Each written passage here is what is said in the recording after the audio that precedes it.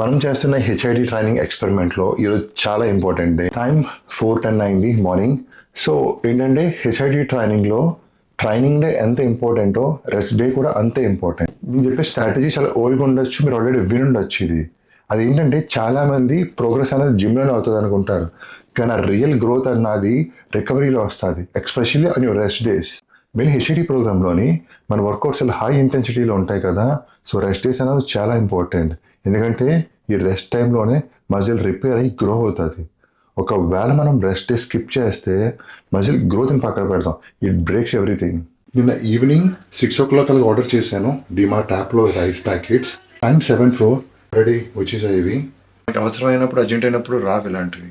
నేను రావు కదా, ఇంత ఎర్లీ మార్నింగ్ డెలివరీ చేయరు కదా అని చెప్పి నిన్న బయట తీసేసుకున్నాను. సో చూస్తే ఇంత మార్నింగ్ డెలివరీ చేస్తారు. 7:42 అయింది.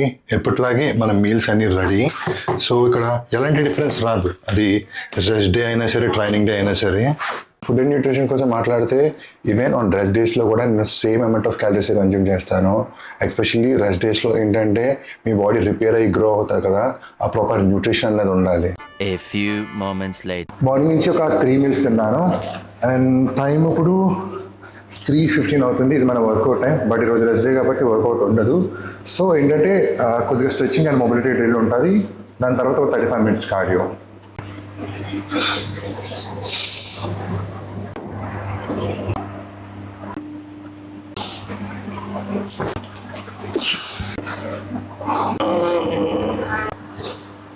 ఏమైందంటే జిమ్లో వీడియోస్ రికార్డ్ చేస్తుంటే కెమెరా సడన్గా అయిపోయింది, మెమరీ కార్డ్ ఫిల్ అయిపోయి. సో ఇంకా నాకు వీడియోస్ రికార్డ్ చేయడానికి అవ్వలేదు, ఫర్దర్ వీడియోస్. కొంత మొబిలిటీ డ్రిల్ చేశాను, తర్వాత కార్డియో ఫినిష్ చేశాను. ఫోన్ రికార్డ్ చేద్దాం అనుకున్నాను, బట్ ఫోన్ హోల్డ్ చేయడానికి క్లిప్ వేరే ఉంటుంది. సో నేను కెమెరాతో స్టార్ట్ చేసిన దగ్గర నుంచి మొబైల్కి సంబంధించిన ఏవి పట్టుకెళ్ళట్లేదు అనమాట. సో ఇంటికి వచ్చాను, ఇంటికి వచ్చి ఫ్రెష్ అయ్యి డేటా మొత్తం హార్డ్ డిస్క్లోకి మూవ్ చేసి మళ్ళీ ఇప్పుడు కెమెరా స్టార్ట్ చేశాను. ఈరోజు మనం చేసిన దేనికి హెల్ప్ చేస్తుంది అంటే బ్లడ్ని ప్రాపర్గా ఫ్లో చేస్తుంది అండ్ మజిల్ స్టిఫ్నెస్ ఉంటుంది కదా, ఆ మజిల్ స్టిఫ్నెస్ని కూడా తగ్గిస్తుంది. అందుకనే ఎలాంటి హెవీ మూవ్మెంట్స్ కూడా ఈరోజు చేయలేదు.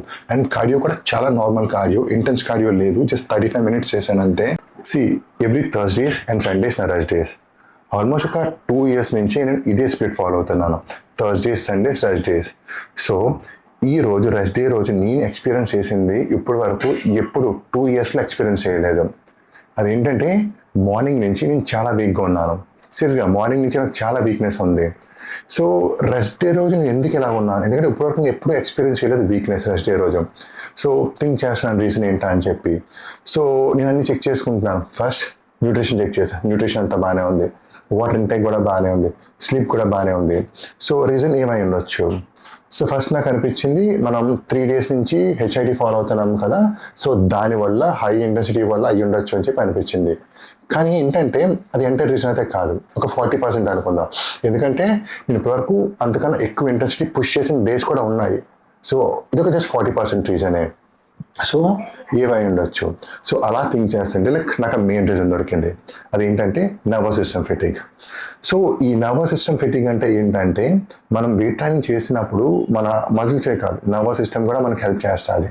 సో అది ఎలాగంటే మన వెయిట్ ట్రైనింగ్ చేసినప్పుడు ఈ మజిల్స్ని కాంట్రాక్ట్ చేస్తుంది, మెయిన్లీ ఈ స్ట్రెంత్ అవుట్పుట్ అన్నది ఇస్తుంది అండ్ ఒక కోఆర్డినేషన్ మెయింటైన్ చేస్తుంది. అంతేకాదు మనకి వెయిట్ ట్రైనింగ్ కావాలి కదా, ఒక ఫోకస్ అండ్ ఒక డ్రైవ్, సో అది కూడా సప్లై చేస్తుంది.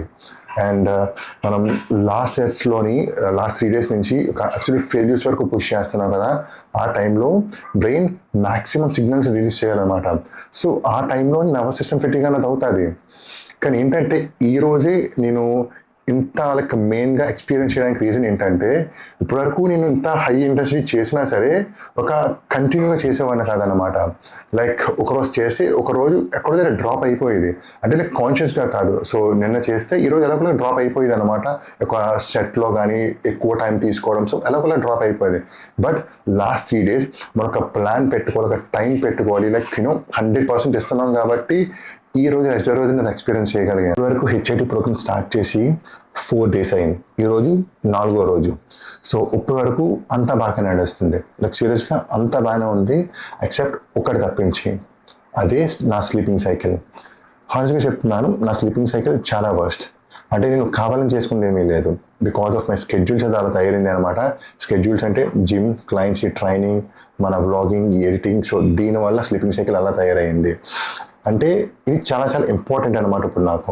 ఎందుకంటే హెచ్ఐటి ప్రోగ్రామ్ ఫాలో అవుతున్నామనే కాదు, ఈవెన్ ఏ ప్రోగ్రామ్ ఫాలో అయినా సరే స్లీపింగ్ సైకిల్ చాలా ఇంపార్టెంట్.